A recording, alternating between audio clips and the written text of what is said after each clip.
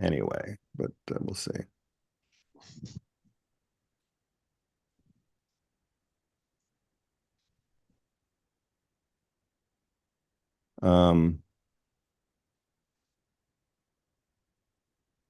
Okay, here we are. Turn off that. Yeah, I'm gonna have to change the. Let me get the URL for that. Anyway, welcome to Climate Chat. I'm your host, Dan Miller, and today we have a special guest, George Marshall, who we interviewed a couple years ago on Clubhouse, never before on YouTube. And we're having a little trouble with the YouTube settings, and so we're going to tell people, I'm going to have to like, maybe I'll send this to Stacy here. Stacy, I just sent you the YouTube. Can you post that on Twitter and put it in the chat on Clubhouse? So that's the new YouTube link. And anyway, here we go. We get back to Zoom. Let's stop sharing. Let's get there. We go. George, welcome. Great to have you here. You've been busy since we last chat about your previous book, which is, I know it's gonna be a little out of focus. Don't even think about it. Why our brains are wired to ignore climate change. I consider it one of the best books on climate change that's not about climate change. It's about us. And it's also gotten awards, like considered one of the top, I think I just saw top 15 books on climate, period, that kind of thing. Well-deserved. You learn a lot from it. It's entertaining. It's funny, yet deadly serious, I would say. And I do want to talk to you a little bit about that today, but I also want to talk to you about your next project that you're working on, and I want to learn about that. So before we get started, I just want to give just a little bit of housekeeping here. First of all, please subscribe and like the video so we get a wider audience for it. And just quickly, just on the upcoming schedule of some other guests we're going to have on July 23rd, which is not a Sunday, a special day, we're going to have climate scientist David Keith, who's the expert on climate intervention. On July 28th, we're going to have Ken Berlin, who used to run Climate Reality Project for Al Gore and is involved in a climate think tank that we're going to learn about what they're working on energy. August 4th, something a little related to what we'll talk about today, Genevieve Gunther, who's written a book called The Language of Climate Politics, how we use language and use it incorrectly to sort of move politics forward. George, you might want to listen to that. Yeah, I'd love to. And September 8th, Catherine Hayhoe, the well-known climate scientist, is going to join us. And while we don't have particular dates yet for these folks, Bill McKibben's going to join us probably after the election, and Saul Griffith, who wrote the book Electrify Everything. So we have a good lineup. We're going to be a lot more than that in the meantime, but I mean, through the fall, that's just a little taste. But today, George, welcome. I think a lot of people, you have a really interesting background. Maybe you could summarize it for us in just like a minute or so, like how you came to what you're doing and what you did in your early years. Well, I'm kind of unusual, Dan, because I'm unusual in many ways. Because I spread across a lot of bases. So I have a background in radical environmentalism, in radical protest, grassroots protest, but I have also, certainly in recent years, worked increasingly as a consultant to governments, the World Bank, United Nations Framework Convention, and so on. And I've worked with all of the environmental groups in between. I'm kind of odd for how many different bases, and I believe passionately that all of these have something to contribute. I can't stand these conversations that say, "Oh, you radicals, you're really undermining our case for climate change," or the radicals would say, "Oh, you sellouts, you're just selling out to the system." Actually, how change happens, and always has happened in the past, has been a whole lot of people working at different levels. We're lucky actually here that we're sitting next to next to my bookshelf. One of my absolute all-time favorite books is Adam Hochschild, Bury the Chains, in which he talks about the campaign against the slave trade. And it's such an important model where it shows people inside the political system, even some slave owners themselves, people within the government, and the radicals who are doing the protests and the mass demonstrations and the boycotts, how they all work together. But I'm also a little unusual in some ways politically, because I have in times in my life been involved with the Conservative Party. I've been involved with people on the left and the far left of politics. And a lot of my work has been finding ways of talking about climate change with people who are outside the environmental bubble. So as an environmentalist, I think our biggest failure has been reaching out to wider people, particularly ordinary and working class conservatives. We have really, really done a bad job on that.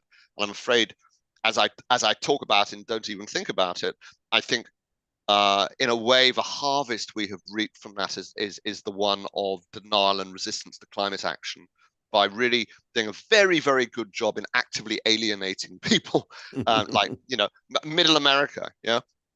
And we continue to do so. And I know what it's like in the States at the moment. It's horribly polarized. But isn't a lot of that caused by a well-funded, well-organized disinformation campaign going after those same people? And yeah, totally. Let's recognize also the utter corruption of the political system, and absolutely the misinformation campaign. But hang on a second, you know, like the people in the environmental movement, they love to play this David and Goliath story. You know, like, here we are, the little people, we're up against the massive forces of big oil. It's like, no, not really, not really. There are millions and millions and millions of dollars being put into the environmental movement, into communications.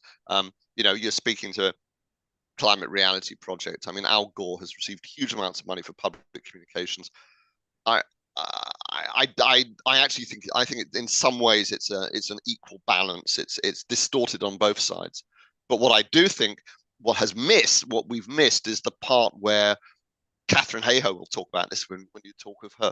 The part where we go out actively and engage and find ways of speaking to people who are not left wing. They're not left wing. They're not progressive. They're not liberal. They're just ordinary conservative middle American, finding ways of talking about climate change that works for them.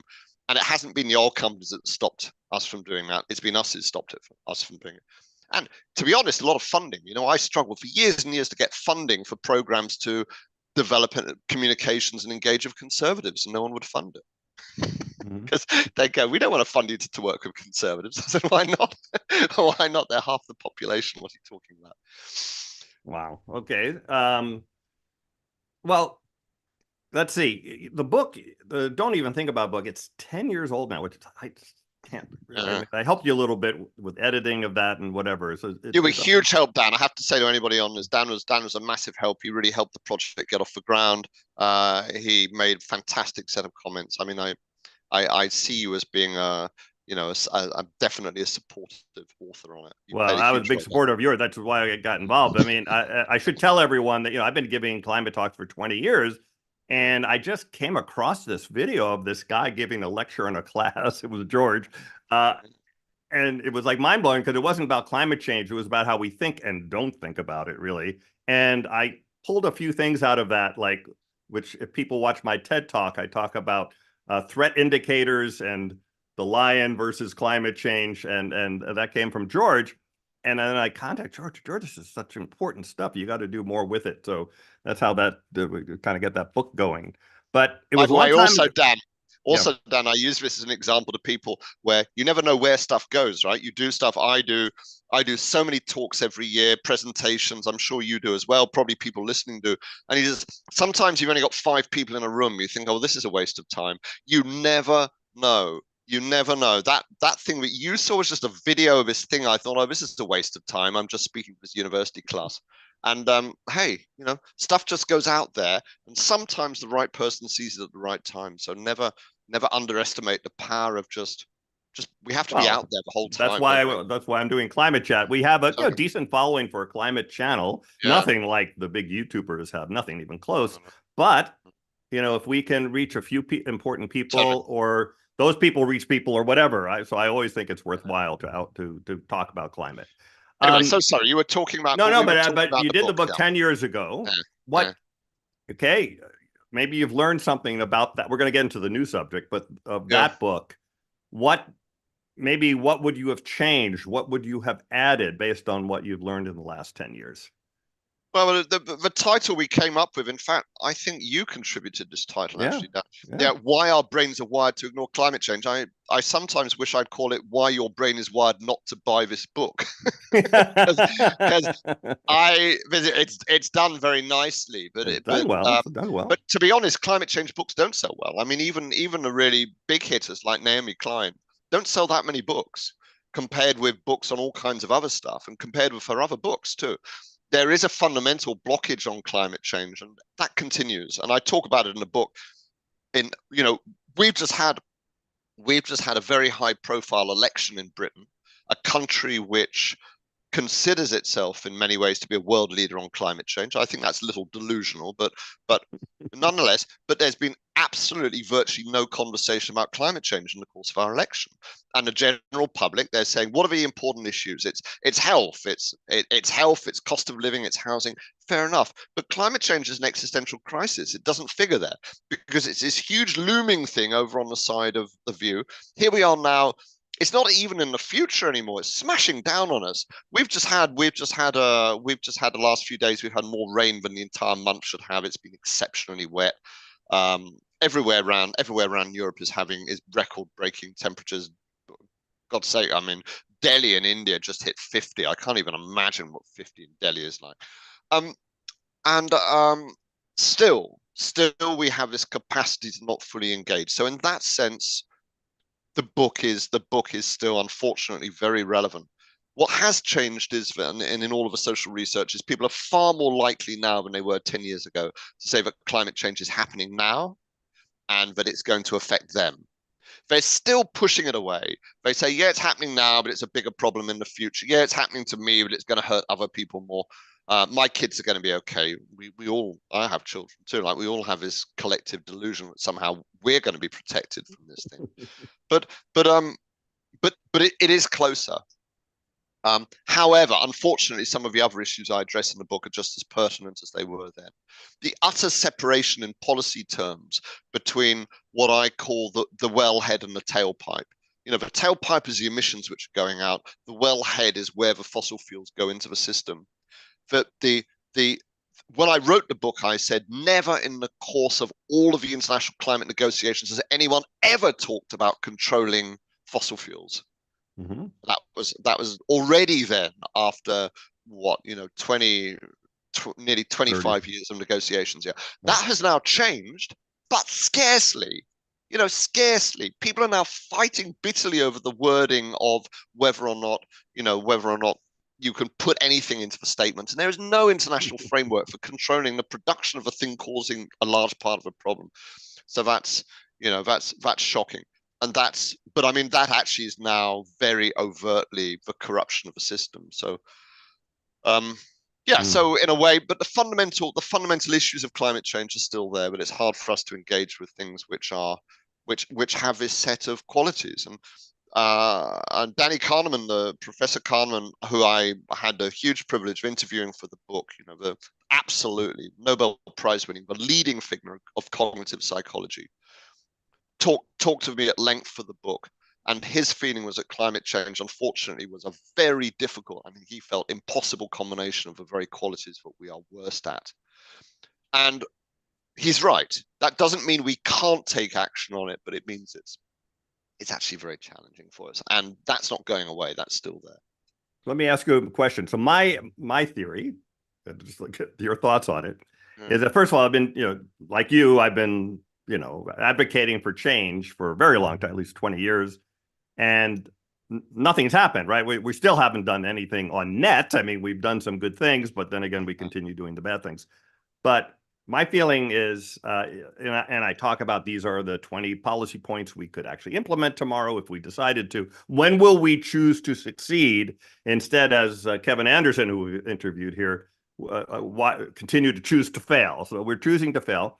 And my feeling is that we will choose to succeed only when climate damage becomes so great, and we recognize it as such, that people will rise up and say, yeah, I'm fed up with this. Mm. Am I delusional in thinking that, or what's your thoughts? Because it's happening No. now, but not really. Yeah. You know, the UK is not getting hammered. It would Or be very, Dan, it would be very harsh for me to say delusional because these things are never black and white. They're always about shades. But I wouldn't, let's just say I wouldn't put money on it. Um, One of the things which I talked about in Don't Even Think About It was that people who had been severely affected by extreme weather events, kind of off the scale events, which were clearly climate change induced. And remember, nothing is ever 100% climate change, but it supercharges something. So, yeah, you know, of course, if you have something which is off the scale, extreme, record breaking. And one of the things I did was I interviewed people up and down the coast of New Jersey only a few months after Hurricane Sandy had hit. And one of the things is that people don't think or talk about climate change. The very people who have been most severely affected. They're in a coping pattern, an adaptation pattern. Since then, actually, the response of many people on the coast of New Jersey has been to jack up their houses on incredible kind of piles. I've seen I know you've seen like pictures of what it looks like now. It's just bonkers. They've just like lifted all their houses up. So I think the problem is you could say, well, at what point does that hit? My concern is that actually there's no real space between the point where people go, oh my God, climate change is really serious and this is bad, and the point at which they are responding so much and just to cope with the incoming impacts that there's no spare capacity for mitigation. So, you know, we have right. In other words, society is dealing with the crisis and doesn't have time to focus or resources to fix it. There is another way that it just gets so cheap to have renewables that it just eliminates fossil fuels for economic reasons. Well, again, a nice idea, but you know that's not what any of the energy experts are saying. You know, if you look at the International Energy Agency, or look at OPEC, or look at US government's predictions, the anticipation is that the huge increase in renewables will simply take up the economic growth which is created. So far, that's been true. That's been true. Yeah, and I'm concerned. But I think it's going to eventually decrease, but not at the rate it needs to go down. Not at the rate it needs to. So look, you know, I don't want to be I don't want to depress people, but I think there's a kind of a role for realism. I think, and this leads in a way onto what I'm researching now. I think that there's a danger we need to be very alert to, that the economy will switch into an adaptive response economy and not go through the phase that we would like, which is the wake up phase, where we say, hell, this is really serious, we better do something about this. And that there will be one of the things I would suggest is the general feeling of people who work on climate change, especially the activists, is that climate change is going to be hugely expensive and it's going to be very damaging to the economy. And in many ways it will, especially the vulnerable low-income economies. But I think in the more mature economies, I think for the interim, I think the economies might actually be able to do fine. They'll cruise along.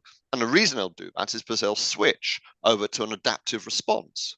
There's a lot of money to be made in adaptation. You know, we're going to be building huge amounts of dams. We're going to be rebuilding our houses. Like things will get burnt down. They'll have to be replaced. So we'll move into some kind of increases GDP.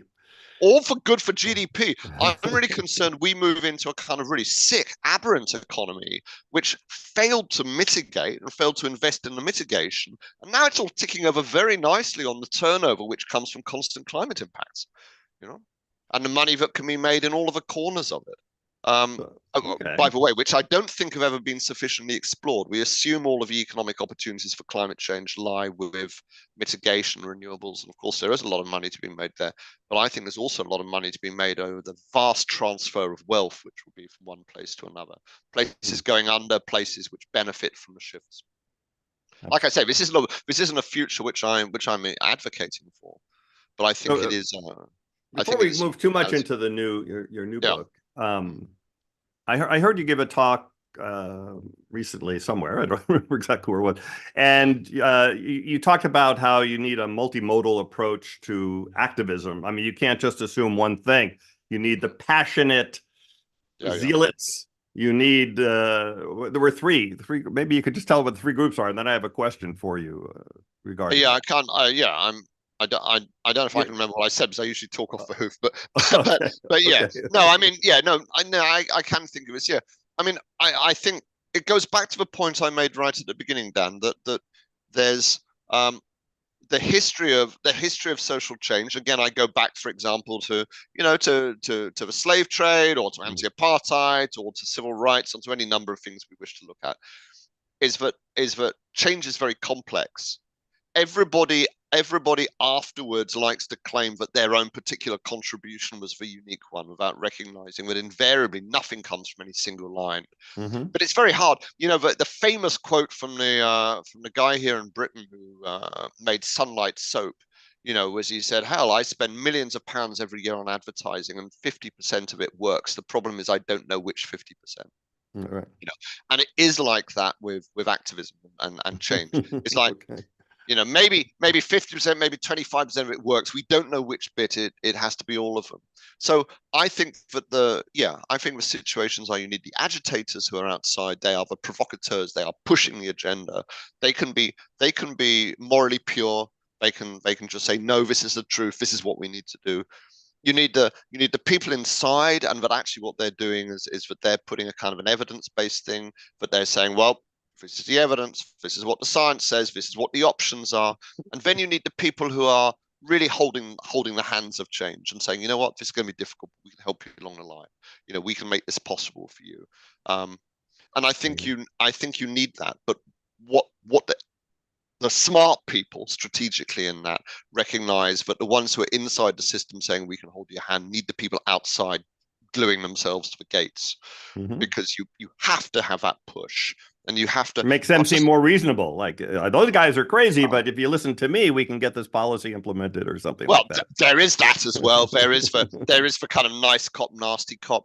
But I think also anybody who's worked in large institutions, and whether it's government or business, knows there's immense inertia internally, and that you need shocks, and that generally for businesses, for shocks are economic shocks. That's what shakes the whole thing up.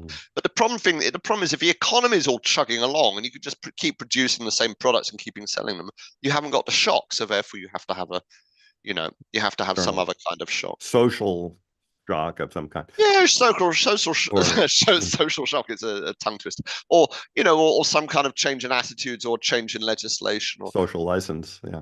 I think, So, yeah. so my question was, there's a lot of debate about this, throwing soup on the glass of a famous painting, or the Yeah. kinds of things that we've been seeing at golf tournaments or whatever, were just that kind of in your face kind Yeah. of disruption. People say that's terrible. It's going to hurt the movement, etc. What are your thoughts on that type? Which is that passionate group? What's Well, your thoughts on that?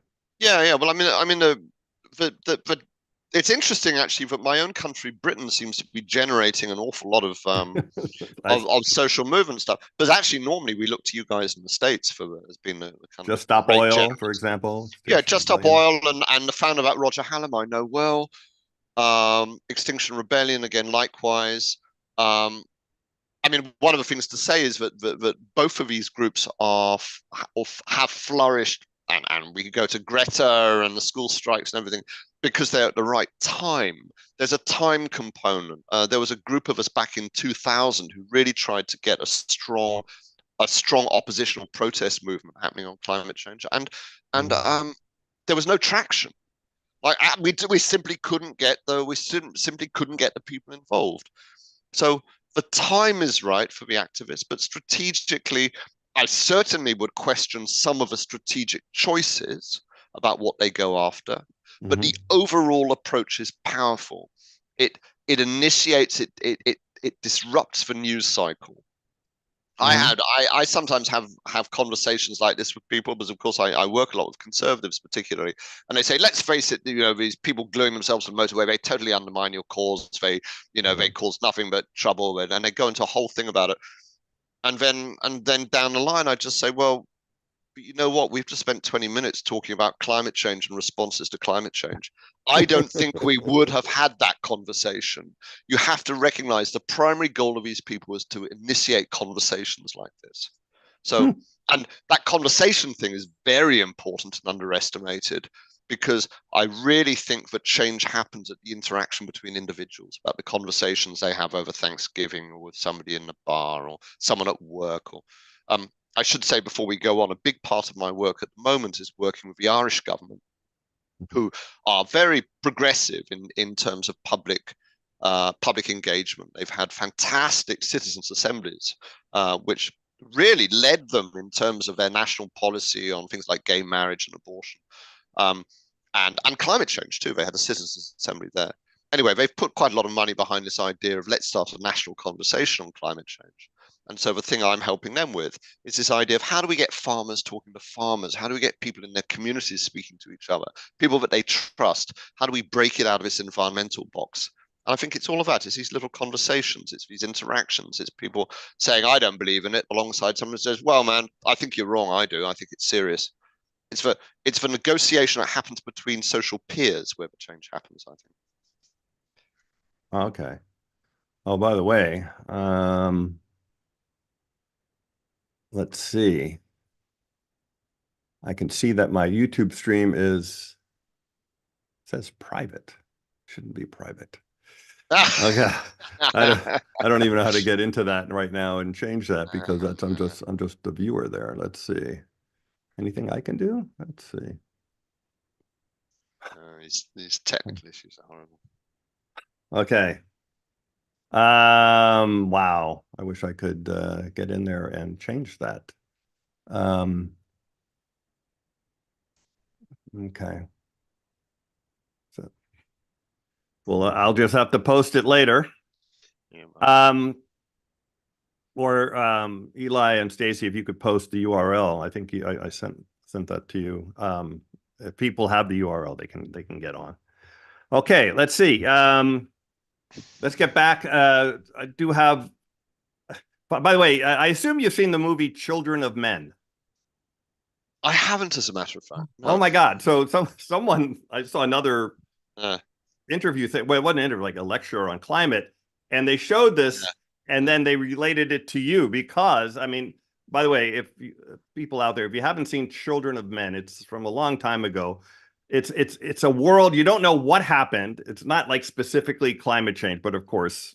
It is. I have seen it, of course. It's the British dystopia. It's PD the UK James. Is the only place left with a functioning government, but it's all martial law. And this guy goes to visit his cousin. His cousin is in charge of keeping all the works of art in the world, while the rest of the world is falling apart. And he walks in, and there's the real statue of David just sitting there, because he's in charge of it. And he says, "How do you deal with this? How do you what's going to happen on? How do you keep going?" He goes, "I don't even think about it."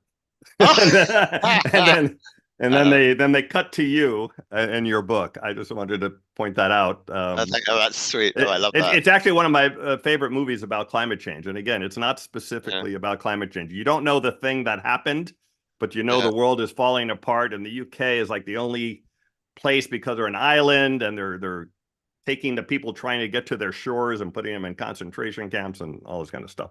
Whilst we're talking favorite movies, by the way, Dan, Soylent Green is my favorite. Wow, from long ago. It's an old film, but is strongly recommended as a film which also has a very prescient sense of climate change, and the sense of collapse, and the sense of collective misinformation. And there's a very powerful scene there where Edward G. Robinson decides to commit suicide because of population pressures. People are encouraged to go and just hand themselves over at the euthanasia center, and he's lying on a table. He's lying on a table whilst he dies, listening to Beethoven's Pastoral, which strangely I heard a wonderful performance of 2 days ago. And but whilst he's there lying, on the screens all around him are projected images of the world as it used to be. And he's there, and he's just crying. He goes, "Oh my God, it was so beautiful." This sense, and the reason I think it's powerful is because psychologically we're moving into a world where increasingly the natural world will only exist in the representations of it. I mean, I'm thinking coral reefs, for example, looking terribly bad. So we're moving into this world situation where the artifact and recording is the sole measure of the existence of a thing which has gone.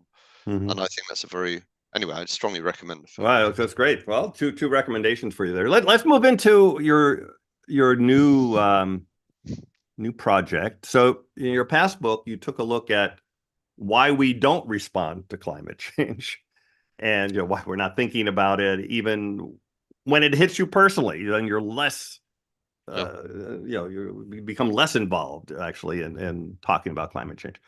But because of that, because we haven't responded, climate change is getting worse, and it's going to continue to get worse until we finally maybe somehow choose to succeed and we take a lot of other actions we're not taking today. So as climate change gets worse, we're going to react, both, I guess, as individuals, as governments, societies. And this is something you started thinking about after your last book. So can you tell us, give us a little peek into what your next project is, and tell us what you've learned so far? Yeah, I'd love to, Dan. Yeah, I mean, it's for the same publishers, Bloomsbury US. It's somewhat behind schedule, in fact, quite a lot behind schedule, because it's a massive topic. The starting point is to say, let's look at mid-century. So now, yeah, the impacts are going to be serious then, and of course, as we know, because there's a lag in the climate system, the impacts are going to be serious in a way, whatever we do. That's always the problem of climate change. Is what you're doing now is really putting in place things which might be, much further on, might even be beyond your lifetime. So we're always doing stuff for the future. So the fact is, we have got an idea of what 2050 will look like. It's going to be intense.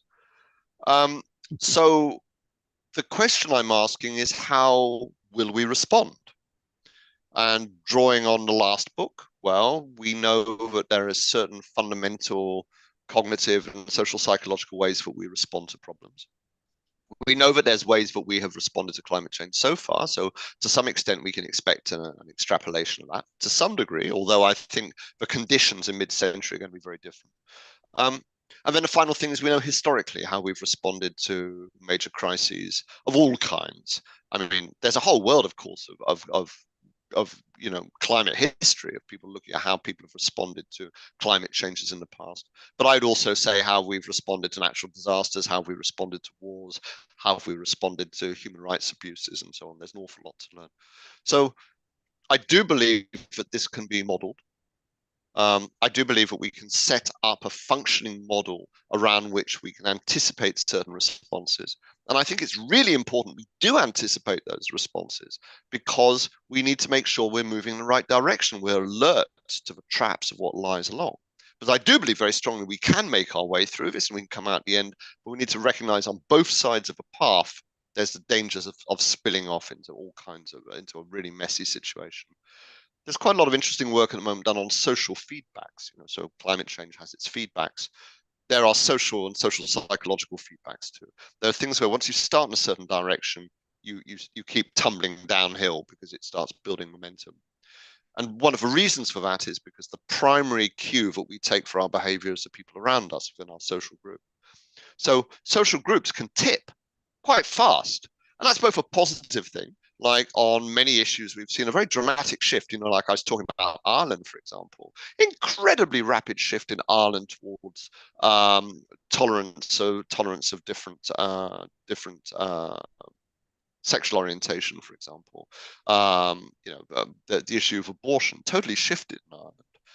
Because what happens is it starts to move in a direction, and then people start to pick up that the people around them feel something, and they go, well, there's a change happening, and people talk about it, and it shifts. Of course, it can happen the other way. It can happen the other way and tumble into denial, which I think is what we've seen on the American right, where we actually know from the research that even on a strong Trumpite Tea Party right in the US, that there's 25% of people in there are concerned or very concerned about climate change. You better believe they don't say that. They're not talking out loud about it. They're suppressing that in public. So people are picking up the cue that climate change is all a myth and it's a lie and it's bullshit and it's just woke nonsense. And this is the kind of story they're telling each other. Anyway, so we've got to take that little path down the middle and not tumble off it. Hmm. And I think it's particularly in these areas of social polarization. Um, and I think this is I think this is the big danger. The only way we're going to move forward really is of a sense that climate change affects everyone. We really need to pull together. We need to face up to our differences. But I think also the positive message is that climate change is an issue around which we can unite and we can take action together. And we can say, okay, well, we're not going to agree on this, we're not going to agree on that, but this is something we can work together on, which people desperately want. People, everybody is distraught about the kind of divisions in our society, I think. Well, we're getting to the point where climate, I mean, I think in the next couple of days we might have the highest temperature ever recorded on Earth, Death Valley. Really? Yep. I mean, we have every other day there's a flood going down the That's center right. of some city, washing cars away. There's no, and these are things that didn't really happen at this kind of pace No, before. no, I'm like, I'm just thinking, like, what else do you need, you know? And no, speaking I of that, know. I got to ask you a question a little bit related to what you just said. Every once in a while, I engage with a denier online and just let them say, "Oh, the climate's changed before. CO2 is plant food." This is yesterday, by the way, that I had this, and then I counter because I've been countering this kind of stuff for 20 years. Mm, But they do such a good job. And this guy said, I said, he lives in British Columbia. I said, well, how could you say yeah. anything with the fires you had? Oh, there were more fires in the 1930s. Of course, totally ignoring the fact that the area of fires is like 10 or 100 times more than it was then. Mm, So I think like he has to be smart enough to select the wrong answer. So my mm. question to you, do you know what percentage of these deniers believe what they're saying? Oh, you said there's 25% that are worried about climate change but won't say it. Oh But yeah. you have any No, well, idea? that's 20, that's Because I always 25% wonder, do they believe really that, right? believe it or they're just playing a game? No, they believe it. They They believe it. And I've interviewed top deniers. I mean, people. Now, let's be wary of this word denier. Um, Okay. there's a very wide, but let's recognize there's a very wide spectrum. I think one of the great things, by the way, which has happened in our thinking over the last, collective thinking over the last 25 years, is this idea of a spectrum. Like, so we see this of neurodiversity, for example. It's a really important kind of paradigm shift in the way we think about things. So it's not like I'm normal and you're odd.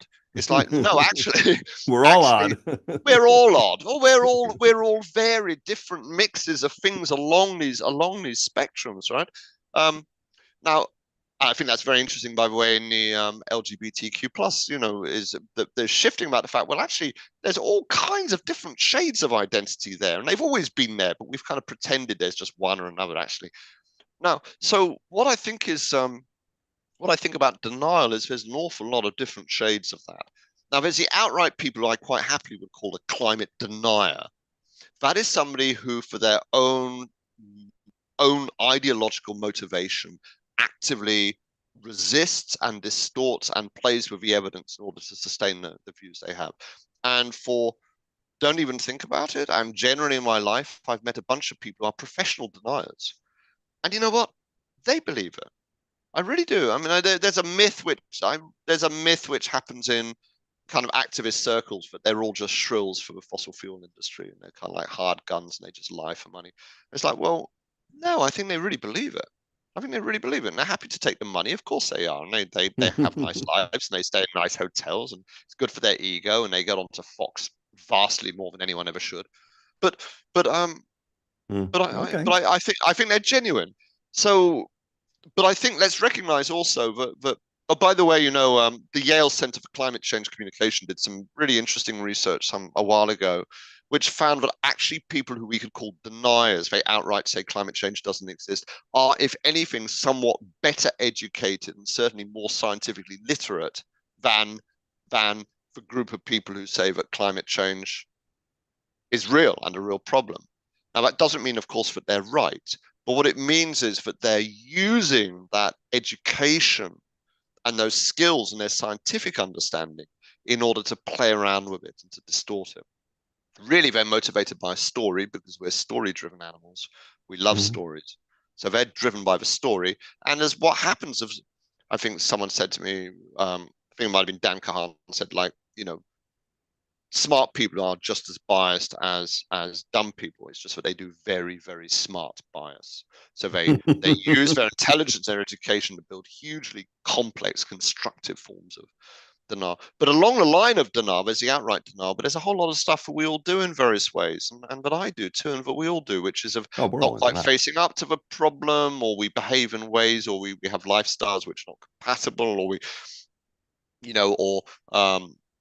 I think this is a problem for the future, by the way, particularly of one of the responses we'll have, I think, is a kind of disattention, where what we do, we have lots of strategies for not paying attention to things. And you know what? The more reason there is for not wanting to pay attention, the better we get at it. So that's the reverse side, where you're saying, hey, climate impacts, why don't people get it? It's because they actually start bringing in more and more disattention skills, which might be, oh, no, I can't listen to this. Or it might be, oh, just loosen up, man, and have a beer. Or it might be, yeah, I'm a good guy. I'm doing my bit. I always use, unbleached organic cotton bags when I go shopping. And I think we could see more and more extreme forms of that.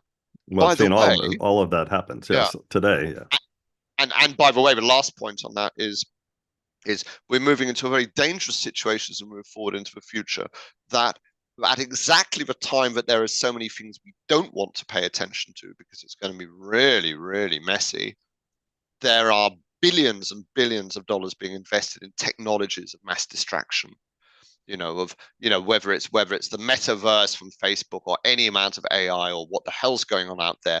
The main commodity that the internet giants deal in is attention.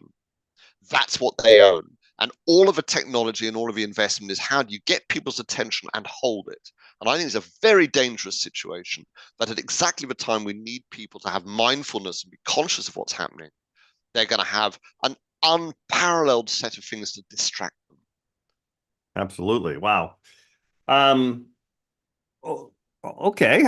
Let's delve a little into again, your new project. The climate change going to get worse. We're going to distract ourselves. And by the way, well, on that subject, one of the fossil fuel industry marketing campaigns a long time ago was to talk about carbon. At least this is the story. Whether they actually came up with it or not, I don't know. But focus on your personal carbon footprint, so that we shift the problem from them to you personally. And therefore, you don't want to think about it or talk about it because, well, I still fly and I still drive. And what's your thoughts on that? Was that sort of a destructive approach or successful for the fossil fuel industry? I think I think the first thing which is interesting on that, Dan, is that the thing that this was created by the fossil fuel industry, I mean, certainly British Petroleum was very big on this, is a new narrative. It's a storyline. That's not actually entirely true. Mm-hmm. Yes, they were very involved. Yes, definitely they were interested and involved in that. It wasn't like they sat there and went, oh, this is a good way of getting the heat off us. There was a lot of people who were interested in carbon footprints. Sure. The primary reason why it was, again, I had an article, I had a chapter and Don't Even Think About It, is that actually the idea of carbon footprints and personal lifestyle responsibility fits very well into a neoliberal model whereby government doesn't intervene, you have completely free markets, and everything is left to a matter of personal consumer choice. So you don't intervene in anything. So, sure, BP were happy to see it, but a lot of people were. There was a huge amount of stuff. I wread a whole book. I know you wrote the book. I read it. Yeah, no, a book called Carbon Detox, which is all about, carbon detox. Here we go. You see, isn't this fun? Right next to my shelf. Carbon Detox. This was you probably can't see in the sunlight. This was a whole book in which it was all about dealing with your carbon footprint. This whole thing and how to measure, I call it your carbs. How to measure your carbs. And but I don't, by the way, I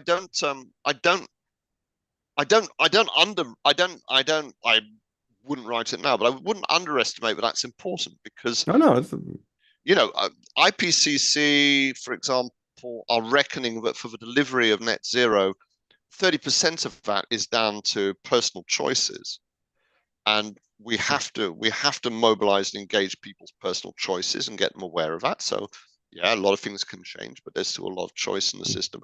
Okay.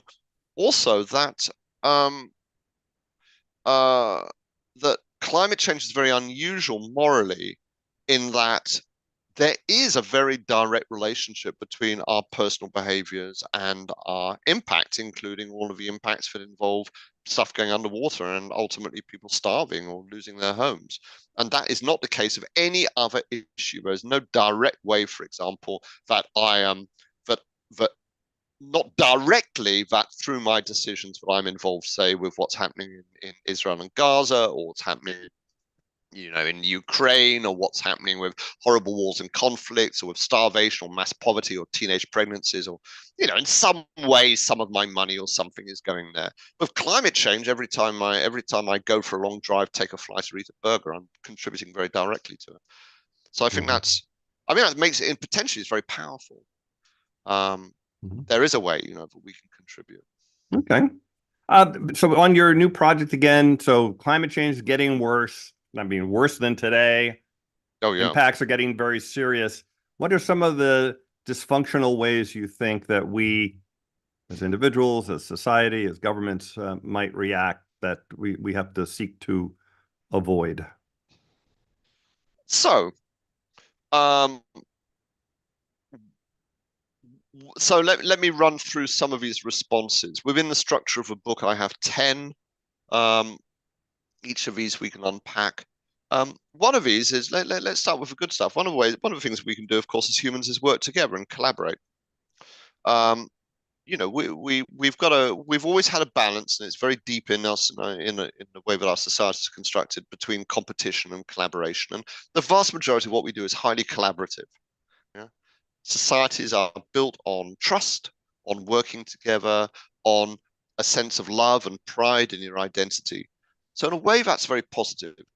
But the key question on that is, and with all of these issues of how we respond, is where do we draw the dividing lines between what we consider to be within our group and outside? Or similarly, what do we decide to pay attention to or not pay attention to? A lot of the last book, and I think a lot of the wider issue of social psychological responses, deals with the issue of framing, the idea, we have a frame within which we pay attention to things and things which are outside. So, for example, if we talk about collaboration, the big question is how strongly our collaboration within our group is defined, and whether it is defined in opposition to other groups. I can imagine a situation in the future, for example, where some groups may become very internally supported, particularly in response to extreme weather events. But that could also flip into an antagonism towards other people. Like, we're looking after ourselves, we're protecting ourselves, we're defending our livelihoods. We feel good about that. It makes us feel very proud of who we are. And no, you can't come in. And no, you migrants, you can clear off. And no, we're not going to change who we are. We're not going to listen to you. So there's in a way that kind of climate impact supercharged responses. So we're Mhm. very careful about, when the thing I regret in a way about last book is the title what we had is why our brains are wired to ignore climate change. And I think we always have to interrogate this first person plural. Who is we? How will we respond to climate change? Well, hang about, which we are we talking about, Right. and who is not in our we when we define it that way. I think we can invent our way out of it, but I think that and that's also again very powerful. Humans are tool makers, a very powerful kind of response. It's a positive response, but we need to recognize that's also an elite response. But there's a lot of elite, very social and political elites who are, I feel, deliberately delaying climate action to move it to a point where they become irreplaceable. In other words, you really need us. You need our technology. You need what we offer, and you can't rock the boat. This isn't a time now to talk about system change because it's too late. Um, Hmm. and by the way, I've always been very concerned about technical solutions, particularly geoengineering, which I think is ticking away in the background. Um, I think another response that we've already talked about, for example, like distraction and avoidance and these kinds of internal processes where we say, I don't need to deal with this because I'm good in other ways. I think there's a lot we could unpick with that. I think, by the way, another response which is one of doubling down, where when you feel that your values, your identity have come under major attack, And of course, climate change is deeply threatening for many people, not just threatening in terms of impact, but threatening the implications, threatening to their way of life. I did a lot of work in Canada and Alberta with people in the oil industry. Climate change is a massive threat to their sense of who they are. One response to that, and a very natural response, is just to double down on it and say, no, go to hell. Don't you tell me what to do. This is my lifestyle. Don't you tell me, we get a lot of this already on the right in America. It's like, what, you want me to live in a cave and eat insects? And I think, but I think that I think that there's a potential for that to really supercharge, to just go further and further into it. And there's quite a large social psychological literature on exactly how people, especially people in cults or with extreme views, do this for when they're confronted, when they feel that their values are under threat. I guess amongst the various other things which I would also highlight is I think religiosity is an understandable response historically. That's a very powerful one. When people feel threatened and challenged by forces outside themselves, that they look for a force outside themselves as a solution. Now, that could very well be traditional faiths or new faiths, a belief in the divine or losing yourself in particular religions. But I think also religiosity is an impulse underlying political movements as well.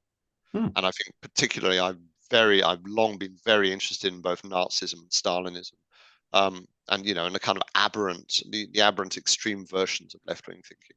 Well, you can study it today and over in the United States now.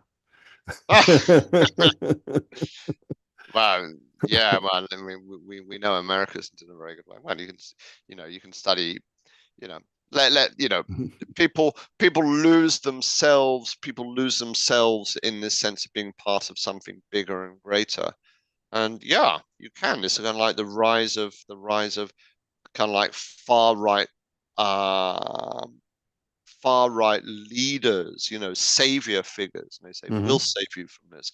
Well, I think that's very likely to be emerging, a lot of that, and we need to be very wary of that. A little scary for that in particular, because there will be a need for saving, and yet yes, probably what they're going to offer is not going to help. But and let me say, Dan, all of these things I'm talking about here, they both have a positive and a negative. What like Jungians might call a kind of a shadow, and so that's what I mean about navigating a path which could fall in different directions.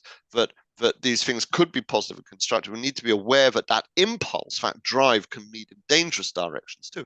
So anger could, in a way, be positive. I mean, that's what generates change. It's like people are angry. We really need to change and hold to account the people responsible for this in order to shift things. So anger isn't necessarily a bad thing, or it can be very destructive and very, and very, very polarizing. The impulse to be in a mass movement of change could be a very powerful thing for making the change, but it could also be potentially very dangerous. All of these things. Yeah. So, by the way, any thoughts for those interested what's the schedule for your new book? Sometime next year? Yeah, don't hold your breath, I'd say.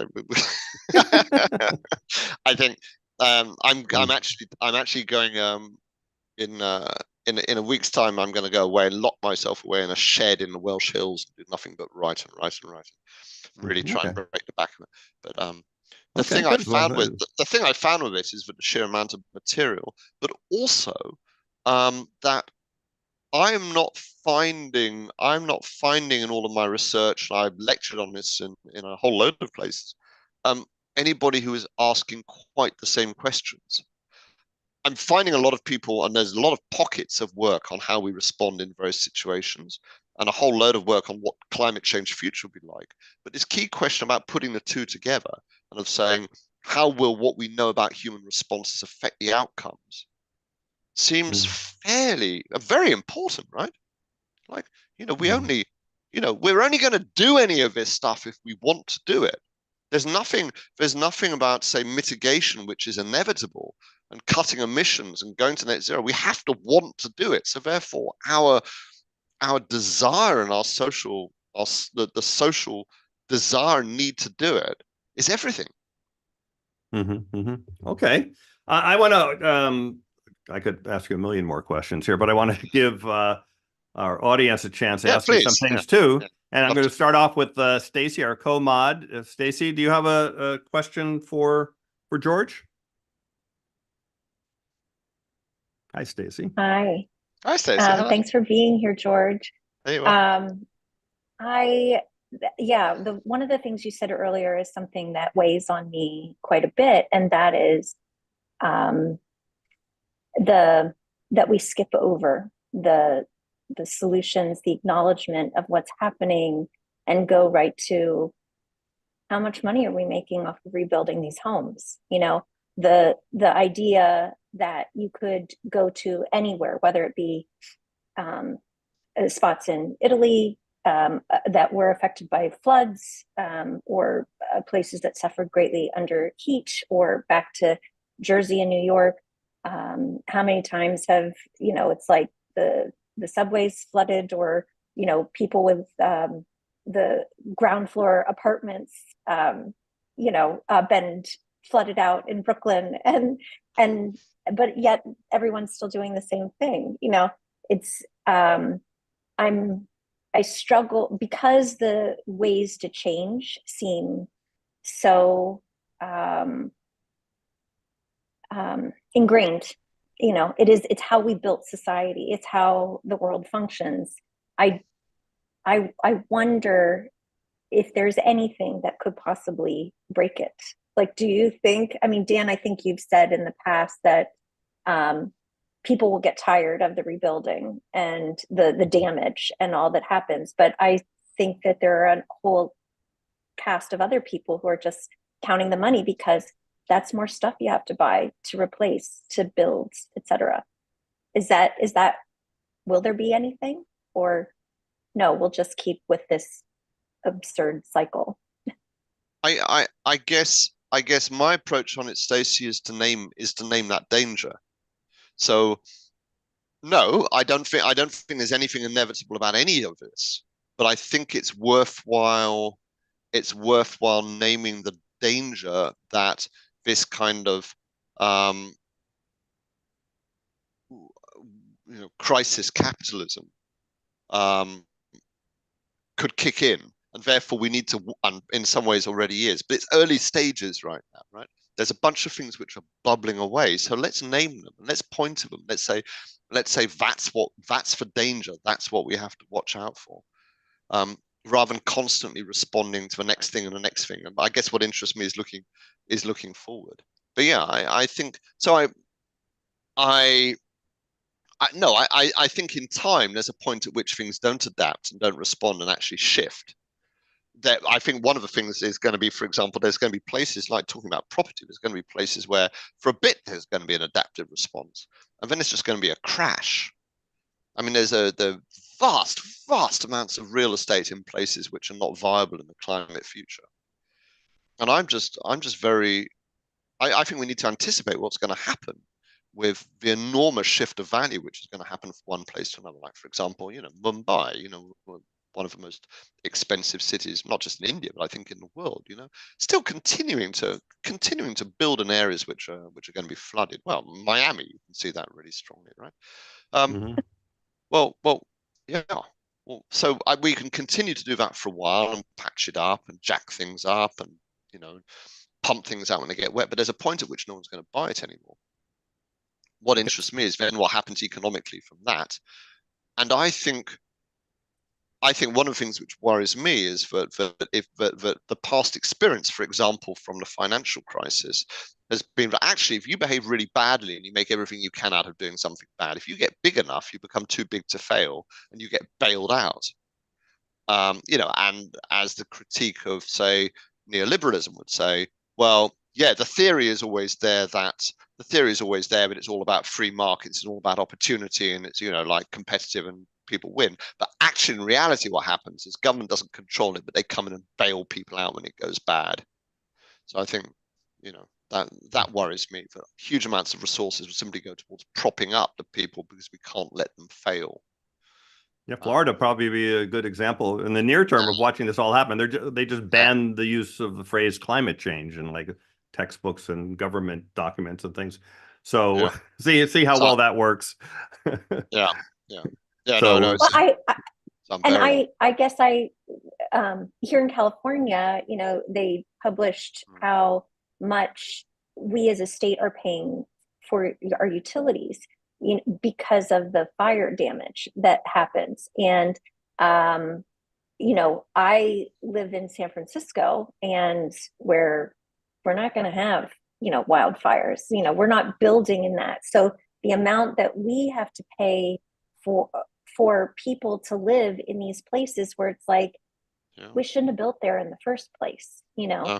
No. I wonder, but even still, it's like, what are we going to do about it? You know, like, unless there is constant marching in the streets on any, you know, one of these things, no one's moving, no one's changing. And yes, it's extremely well, having a high frustrating. price on energy is not necessarily a bad thing if you want to decrease emissions too. Let's Yeah. No, Well, thank you. Yeah, no, you're very welcome, and thank you for sharing that. yeah. So let's see, Eli, do you have a question for? Well, a few comments. Hmm.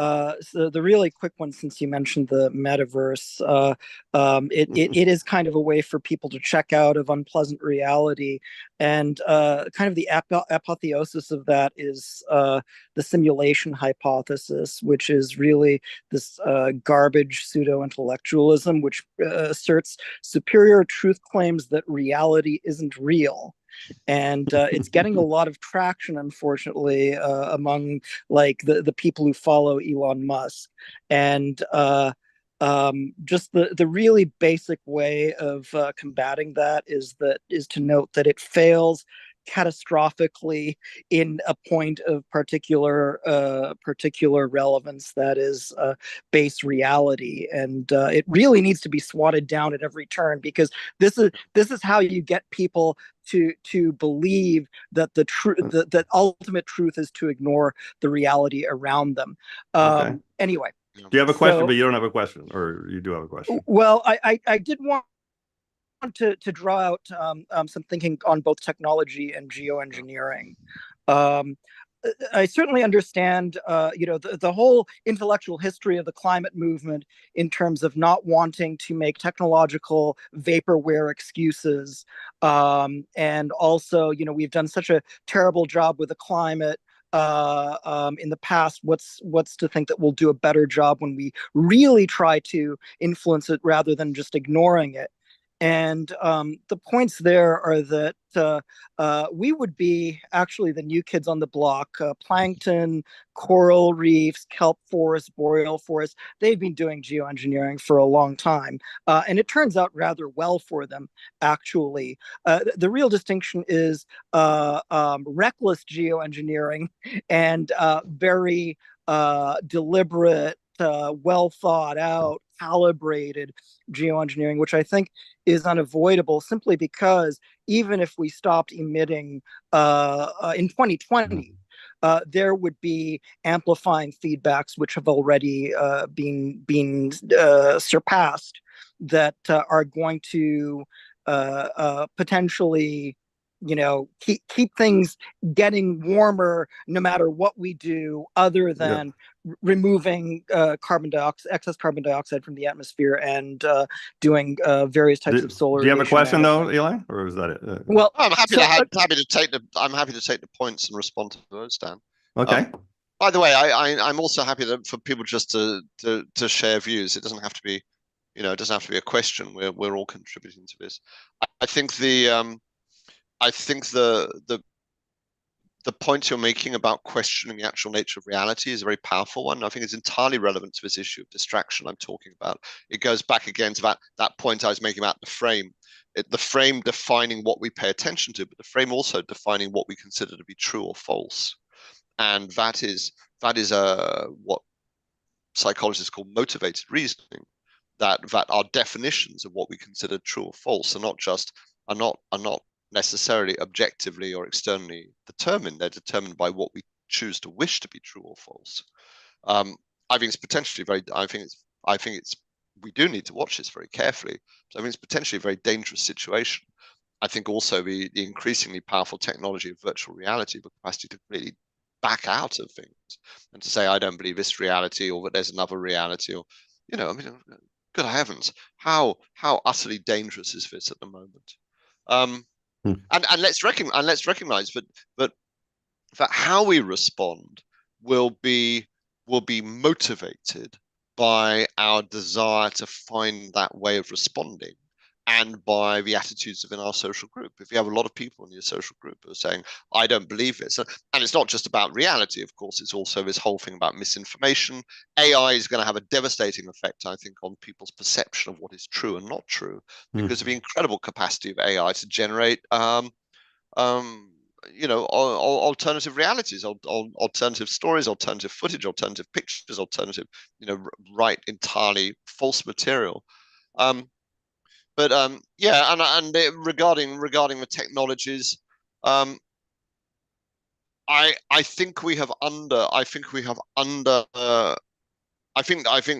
geoengineering and engineering responses have had far too little attention in terms of what they mean, what their potential is, and indeed possibly preparing for a situation where they might be inevitable, where we might have to be embracing some forms of this. As I said, my hypothesis is that what's happening is that there's a bunch of people. I've got some echo, by the way. So I got rid of it. There we go. But you know, I believe that actually it's very much in the interest of people like Elon Musk or powerful people to make sure that we hold off action on climate change to the point where you know we need these kind of high-tech solutions. But it's very disturbing to me, and it's not sufficiently talked about. Kevin Anderson talks about it, who you said you interviewed him, that when there's this stuff about net zero, net zero is assuming the development and the application of technologies that have been proven not to work, to be far too expensive, or haven't even been invented yet. This is an incredible moment in history where we are basing our policies and our predictions on things that don't exist. Is utterly dangerous. And you know, not just net zero, but of course in the climate negotiations, this little weasel word kept appearing of unabated, and the fossil fuel industry keep bringing it in. So when somebody says we are going to reduce the production of fossil fuels, or reduce the emissions from fossil fuels, they'd slip in this word unabated. And unabated is code for there not being a technology in between that somehow sucks it out or buries it underground or does something magic with it. Again, fantasy stuff. All of the stuff about, we've talked before, Dan, about carbon capture and storage. I said in my book, and I absolutely hold to it 10 years ago, that carbon capture and storage is a narrative. It's a technology, we know that. And it can be an effective technology, but above all, it's a narrative that you can continue to produce and burn fossil fuels, and somehow you can have a technological fix that can suck stuff out of it and shove it underground. And you know what? Yeah. 10 years on, still not functioning. It's still not economically viable. The number of sites where it's being done is still vanishingly small, and it's completely uneconomic. Wow. Well, by the way, I'll respond to that. I'm actually involved in that field a little bit. Of course, it's uneconomical. There's no, I mean, it's free to pollute the atmosphere. It's waste disposal. No one's paying for it. Of course, it's not economic. So it's a question of whether we decide it's important to get rid of this stuff. And when we do, like the military, you got to pay for it. And it's not going to be cheap, but it will become cheaper if we actually scale it up. And to me, it's a tool in the toolbox. Once we decide to succeed, it's not a thing to delay other action. By the way, Kevin Anderson says net zero is Latin for kick the can down the road. Is the way one of his. I love it. By the way, carbon capture and storage. There's some things, for example, like cement production, where it's absolutely essential. You have a way of taking the carbon dioxide out and doing something with it, because it's very hard technically to do anything else. Except, of course, you could use less cement, and that, by the way, is the other thing that always. Right. You know, and again, Kevin will be strong on this. Like, for God's sake. But we've got some other people asking questions. Yeah. Let's go. So let's go to quick final point about net zero, though. Net zero. This is another kind of vaporware from the IPCC, in that we're at a point where we would still be running huge risks of runaway climate change if we just zeroed out our emission. We need deep net negative carbon fluxes if we want to, ensure 99.99% chance that we continue to have a climate in which humans evolved and flourished in. Okay. So let's ask Eric to join us with his question or comment. Hi, Hey, Eric. Hey, am I audible? Yes, you are. Yeah. Great. visual. Oh boy, George, I would love it if I can ask both of these questions, but at least one of them. I was just doing some study of something called trending norms. There's a wonderful podcast in which Cialdini is interviewed by Katie Milkman about these trending norms. The idea that if you can give people the feeling that behavior is rising in a certain area, that even if it's still a minority behavior, people that's still motivating for people. And if you'd like an example of a study like that, I can give you one. So the thought I had about this was, if an organization were to try to get people who might be out canvassing for candidates who have good policies on greenhouse gas issues, and to keep track of how many hours I'm putting in, how many volunteers are doing it, and we showed, oh look, there's a larger number of people volunteering for candidates who care about greenhouse gas emissions, even if they have to talk to the voters about whatever else, because the voters are more focused on something else. But you could, by posting graphs and tables and stuff, you could leverage this trending norms idea that it's to normalize activity, in particular in the next 5 months here in the US around elections. So my question here is, could you please apply your psychological expertise? I'm a huge fan of your psychological expertise. Could you apply your psychological expertise to this idea of trying to make it cool to be out there canvassing for candidates who are focused, who do good things around climate, like Joe Biden?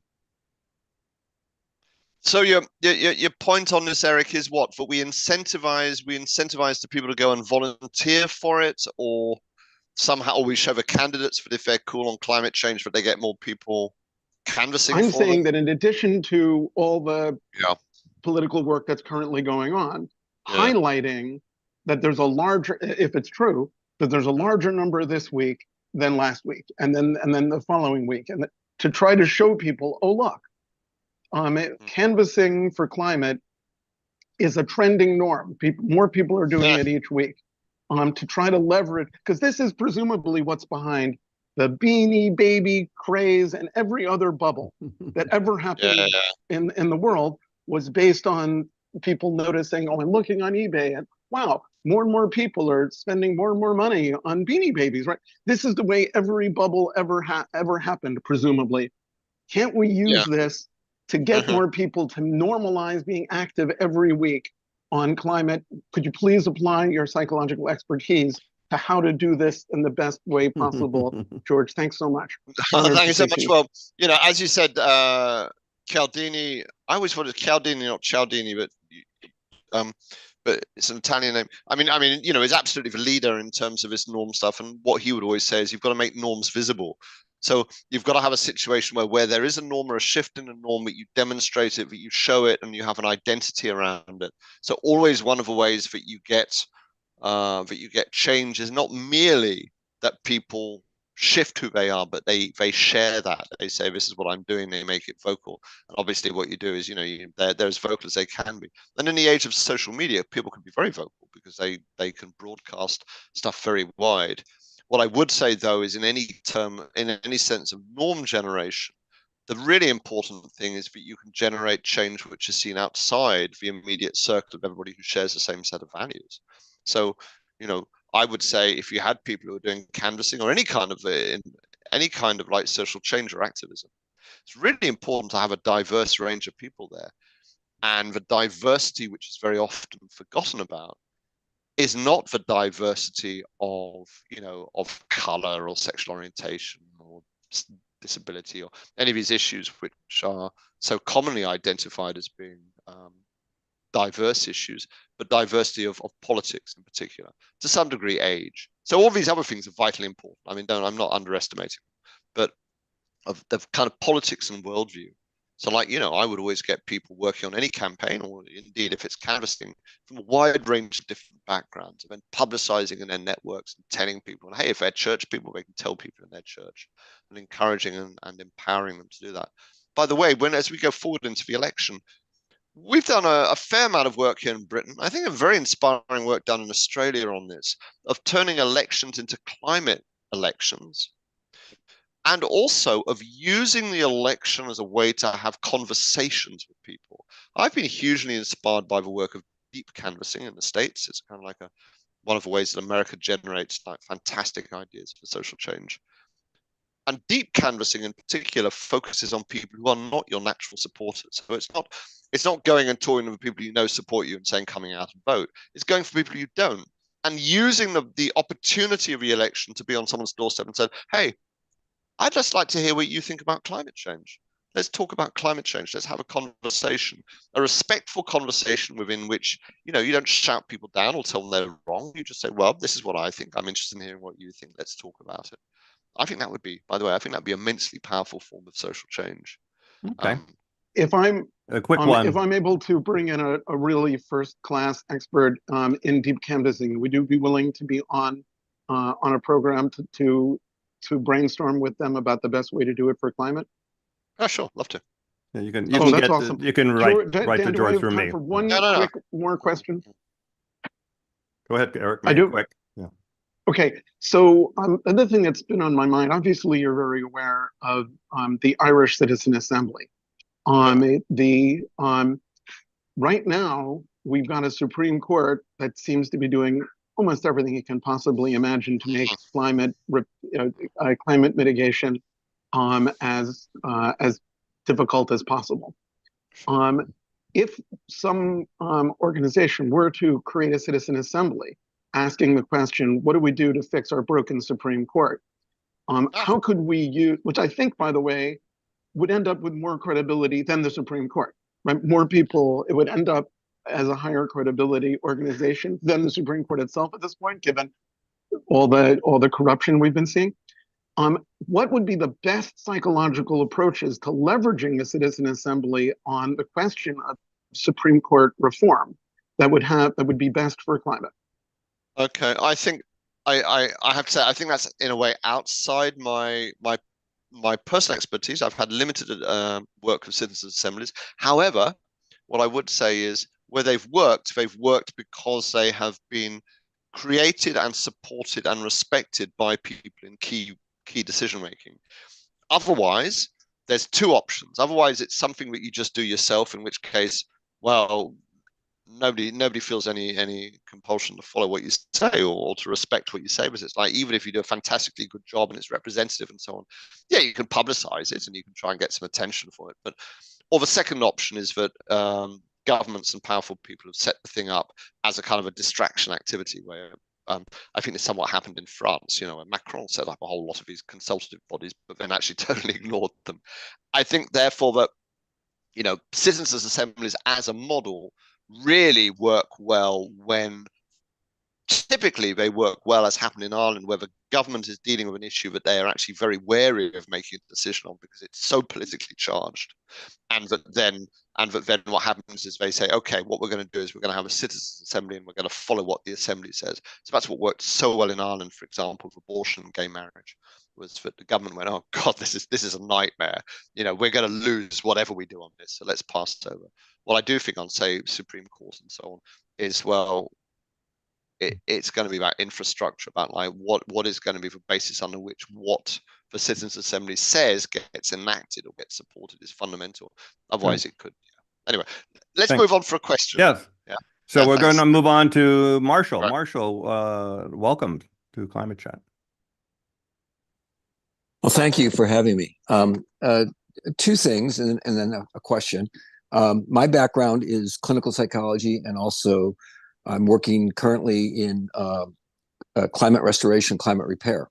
And we're doing some practical things that are not on the radar. You're not going to know about them. Most people will know about them. Even when we implement them, you're not going to know about them. That's because what's happening is it has to do with an issue of adoption of innovation. If we brought back Socrates from 5,000 years ago, or how many ever thousands of years ago, and he proposed a new idea, or what is an old idea, and people don't know about it, it's considered an innovation or a new idea. And the clinical psychology of adoption of innovation is that it occurs, and I think our guest articulated it very well. You get people to articulate that idea, and then it goes through an adoption curve. And the adoption curve normally looks, and by the way, it can be measured. We measure it all the time by audiences. But the adoption curve is a bell-shaped curve. It can have kurtosis to the left or to the right. And if it's to the left, it's very aggressive. If it's to the right, it's very conservative. It takes a long time to adopt over time, if ever. Anybody under the curve will adopt or eventually adopt the innovation. Concept that climate change, which we're dealing with, is based upon three things. One, technologies that have been around quite some time that people are not realizing can make a difference in terms of climate repair. And I'm going to give you the example. You can use pyrolysis, which is burning in the absence of oxygen, to convert waste into a material known as biochar, as opposed to DAC, which is direct air capture, which you've been kind of. Can you, by the way, can you get to the question there? So the basic concept is, if we have these technologies and people are not aware of them, and maybe yourselves not aware of them, and I liked your suggestion of bringing on somebody who can help that make that happen together with our guest. Is it possible, in your opinion, to succeed? And to what level of success do you think this adoption of climate resilience could take place? I'm done. I could maybe reword the question a little bit. Is that yes, there's ways there's things we can do to restore the climate, carbon capture, solar radiation management, all these things. Sure. To get them adopted on the adoption curve of, I guess, the thought, people acceptance of that is what's the best approach to build acceptance for climate resilience technology, which is appropriate because my next interview is with David Keith, who's the University of Chicago, and he studies climate intervention is the phrase he uses. So is there a way to get the public on board for climate restoration or climate intervention? Yeah, I'm interested as a communication specialist. I'm interested in these words too, like restoration or repair. I'm always interested in these words which begin with re, because they're about putting things straight. I think they're potentially a little dangerous because I don't think we're necessarily in a situation to restore or to repair anything. It's about reaching that. But so I'm a little wary of putting out the idea of that. By the way, people talk about climate change solutions. Well, they aren't actually solutions to climate change in a way. What they are is they're about amelioration and trying to like achieve some kind of new balance. You're not in a way, you're not solving it.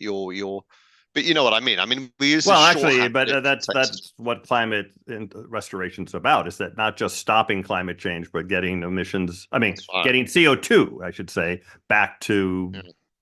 480 parts per million and temperature down to 0 degree rise, and it's possible. I'd say, I mean, I don't want to get into a technical discussion now about whether it's possible or not possible. I mean, clearly, we're a very long way off dealing with, being in a situation where we conceive a policy or a commitment for it. That being said, I wanted to say that the language of restoring, rebuilding, these rewords is very powerful and effective, and it reaches across multiple boundaries. And that there is some value, not just for technically, but also in terms of all kinds of issues on climate change, on stepping ahead of the little struggles here and now and saying, well, where do we want to get to? What are we aiming for? What kind of world do we want? And I don't actually think that having an argument based around what would be necessary to get the situation under control, or even to return it to where it is an empty conversation. Because I think it's actually, in a way, it's more engaging than a conversation about how do we reduce a bit of emissions now and deal with problems now, but it's looking forward. In a way, it's jumping ahead, and it's it could potentially be inspiring. By the way, I think So you're exactly yeah. right about that, because our current global target for climate change is to limit warming to 2C, which we're not doing. We're not on a path to limit. But even if we did do that, there's some like James Hansen who said, 2C is a catastrophe. So our goal, our official goal is to reach a catastrophe level of warming, which is obviously not really a good goal. But and of course, Jim's been saying all along, and and as Bill McKibben and others picked up on this idea of 350. I mean, we went charging through 350. I don't know how long ago, so 15 years ago. Right. And so maybe more, maybe 20. So no, I mean, I like the idea. Okay. I like the idea of vision. I go back by the way down to this idea of a spectrum of approaches.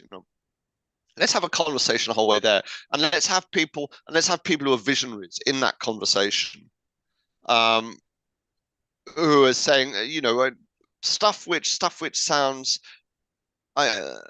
I never like anybody saying that's not possible, that's impossible, we can't do that. It's like, no, let's embrace the conversation. And if that requires some form of technological fix or some kind of intervention, let's have a conversation about that. Let's not rule anything out of hand from the outset. I think, however, the one thing which I'm very clear about we have to be absolutely focused on is we cannot keep digging this stuff out of the ground and burning it. I'm always a little worried that the technical conversations, as we've seen, as I've said, with this conversation about unabated emissions and so on, steer us off that. They're a way to buy time. We need to be so clear on that. Right, and the big battleground on this is not even about getting it out the ground. It's about cutting off the flow of funding into the development of new fossil fuel resources. And historically, when people look back on this period, I think the thing that they'll really focus on of the utter kind of collective denial amongst government and policy people has been that we've continued to expand into new areas to produce more of this stuff in the full and utter knowledge of the fact that cannot be produced and burned. Absolutely. My own government, the Conservative government here, just gave the go ahead as like one of their very kind, like dying, off their deathbed, they signed the approval for Rosebank for a whole new development in the North Sea of oil and gas field. Like how utterly ethically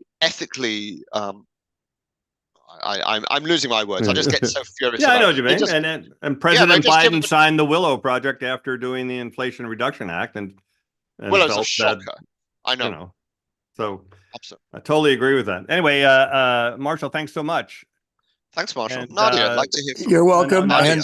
and want to hear more of this. I want to hear more of you and want to see more of you out there. I agree with a lot of your propositions, and more than happy to see more of this. Thank you very much. Great. Thanks so much. That's great to hear. Nadia, hi. Hello. Hello. I guess I'll be quick and give you two things to respond to. So for about 10-15 years, Colonel Lawrence Wilkerson, Colin Powell's chief of staff, of course he died, but anyway, has been saying that he attended these quote unquote war games, and the military is obviously the only agency in the government taking any climate issues seriously, and those war games are basically on the advice of experts telling them it's too late, and they are war gaming out, machine gunning down climate refugees. And then so the second part is the deniers I run into say that climate is a cover story for peak oil, as opposed to peak oil and coal both happening and impairing the climate response because there's nothing to build out the next generation of power with. Okay. Okay, go ahead. You can respond to that if you'd like, George. I didn't quite understand what I don't think those were questions. Those are peak oil is climate change is a cover story for peak oil.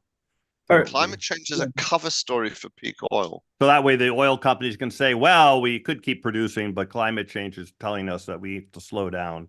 but when they really can't keep going. I assume that's what the cover Yeah, story would mean. They weren't direct questions; they were statements, and hoping. Yeah, no, sorry. Right. Yeah. No, very, very interested to hear those. I think, by the way, my own view on peak oil, I was never strongly involved with it, but I did meet some of the leading theorists in it, and I listened to them and I talked to them, and I felt they were utterly wrong. I think they completely. Look. We know all of the oil companies keep their figures secret about what's really in the ground and how much there is and so on. But I think an enormously dangerous thing within the environmental movement in particular has been underestimating the capacity of technology and engineering, especially if it has lots of money behind it, to come up with stuff. And that can be useful from a climate point of view. It can come up with amazing things very fast. We've seen how quickly and completely beyond prediction costs of renewables have fallen and so on. But it can also apply equally well to getting more out of the ground, finding more stuff. I think there's vast amounts more fossil fuels to be found. Not unlimited amounts. Obviously, it runs out at some point. But I wouldn't underestimate how much is potentially going to be found in the Arctic when the permafrost goes, or when these areas which are under sea ice become accessible. God knows, for all we know, Antarctica might be just floating on a massive bed of oil. Who knows what's under there? And yeah. Okay. Yeah, but Thanks. But Do also, you have a response to the part about the colonel who was talking about the war games with machine gunning down the climate refugee? Yeah, no, I think I'm going Nadia. I think you're right to say that the military have paid. I don't know if they're the only people in the government is paying attention to it. It seems actually that the Biden administration is vastly better than previous administrations on climate change for all of its faults. But you're quite right. The military are very interesting because the military are interested in uncertainties and potential future risks. And they're also the military is very interested in anticipating outlying risks. So something a lot of people working on climate change are very concerned about is the AMOC, is the Atlantic Meridional Overturning. We covered that a lot here. Yeah. Yeah, well, and rightly so. And again, a major concern of the people who work on it has been that they can't get politicians to pay attention to this kind of thing, because the way that people talk about climate change is to talk about what's most likely to happen. But hey, AMOC is running at a chance maybe of 10%, of the current failing. A 10, and as people like, or more. and as someone like, I mean, maybe in some ways it's inevitable. And some people like, like the climate scientist Kevin Anderson would say, well, like if you got on a plane and they're saying on the plane, well, it's very, very likely that it'll be fine. It'll land fine. There's a 10% chance it might blow up or crash. You really wouldn't get on board. And it is interesting that the military in particular are the people who are interested in those outlying but nonetheless very high risk possibilities. The problem is, of course, that they, as we know, that they have their own military industrial complex. But one of the responses to climate change, which is a kind of a combination of double down, opportunism, these things I was talking about like moving into a kind of crisis economy, would be that actually there's probably a whole bunch of people in the military who are quite looking forward to anticipating a world of increased conflict and of massive movements of people, because it justifies their own existence. Very good. Yeah. Nadia, thank you so much. All right. Cheers. Bye-bye. I will just chime in to tap on and say, once again, I hope we can get somebody from the Department of Defense to talk with us, because I truly believe the only way, and I, it was silly, I didn't think of it until Nadia started talking about it, but I've said it repeatedly, is war on climate. If we could engage the military industrial complex and take all of that money that we spend, and instead of spending it on, bombers and all these horrible things, but turn it to, in terms of manufacturing, just flip that switch. And instead of trucking oil everywhere to electrify everything, if we took it on with the budget that the United States certainly spends on military, and the manpower, people power, that type of effort is, to me, the only way we get out of this. It's more difficult than you think. I will say, without going into details, I have gotten in touch with high government officials about AMOC specifically, and I can tell you, one, they agreed with me, and two, they're not doing anything about it. Okay. Which was mind-boggling that they would. Okay, I didn't know they would agree, but about the risk, that this is a truly serious risk to the United States and the rest of the world. But that doesn't mean they're actually going to take action. I'm seeing right way down. I'm looking on a chat list. Jörg asking an interesting question. Shall we better care about coping strategies than trying to reduce temperature increase? I don't think it's either or, but I do think that the sense of addressing and preparing for coping strategies is very important. And I think we need to recognize that there are constructive and destructive coping strategies. But there's a coping strategy, as indeed we would find in any area of life, about whether you're coping with grief, or whether you're coping with addiction or personal trouble, or all of the things that people deal with. But there are constructive and proactive ways of dealing with things realistically, taking steps forward, facing up to the scale of a problem and dealing with it. And then there are these destructive, spiraling strategies where people just get deeper and deeper into despair and denial and kind of like complex defense mechanisms where they don't face up to things. So I think a lot of what I've been talking about, actually, in a way, is very much about coping mechanisms. And your book essentially is going to be both coping, both individual, but more broadly. It's recognizing that we're going to be dealing with the reality. The one thing we do know is the kind of level of impacts which are going to be coming down the line. Although I see your point there, Nadia. No, let's be careful before we make predictions about thousands of millions of climate refugees. How this actually pans out could be complex, and a lot of people. I think people are far more resilient than they're normally given credit for, actually. Okay. But we know the one thing we do know for certain, or with any kind of confidence, is what the weather impacts might be, even with all of the uncertainties about. What we don't know with the same confidence is how we will respond to that situation, and we need to put it all in place. And like we're saying, we need to be ready to prepared for how we're going to cope for it, but also to be aware of the dangerous maladaptation what we could face. Great, George. Shall we wind up the conversation? Yeah, we did. Yes, we did. And we're done. And I want to thank you so much for spending time with us again. There is a link to the original interview with George. That's audio only, but it will be linked in the description. I have to do a little bit of editing after this because we streamed on a different channel here, but that will all be fixed. And also link to his book. If you want to get it on Amazon, it's one of the best books on climate change, even 10 years later. And it's not about climate change. It's about what we're talking about today. It's about our psychology. It's how we pay attention to things and do a good job of not paying attention to things. So anyway, I think the fact it's still in print 10 years on, which of course I'm completely delighted about, I think is a sign that it's still pertinent. I mean, maybe one of the things very relevant down the line I might do is just to do a new edition and update it.